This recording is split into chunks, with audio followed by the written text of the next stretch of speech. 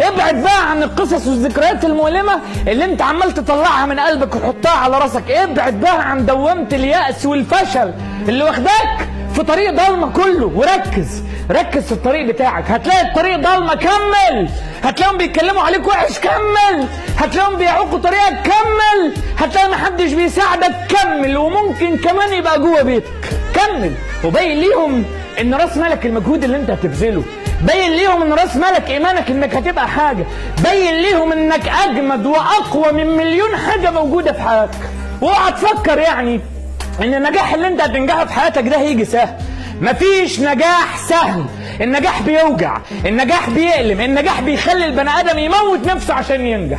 بس اوعى تفكر ان حياتك وانت فاشل هتبقى سهله، هتبقى اصعب 100 مره. اوعى تفكر ان حياتك وانت فاشل هتوصلك لحاجه. اوعى تفكر ان حياتك في وسط كل المشاكل اللي موجوده في حياتك دي وانت ولا حاجه هتعمل حاجه. لا، هيبقى مالكش وجود في الحياه. وطول ما انت مالكش وجود في الحياه محدش هيسال عنك، لا حد هيكلف خاطره يفكر معاك، ولا حد هيديك من حياته ثانيه، ولا حد حتى في وقت من الاوقات هيقول لك انت بتعمل ايه. بس لما تبقى ناجح كلهم هيتكلموا عنك، وما تبقى شاطر هيجروا وراك.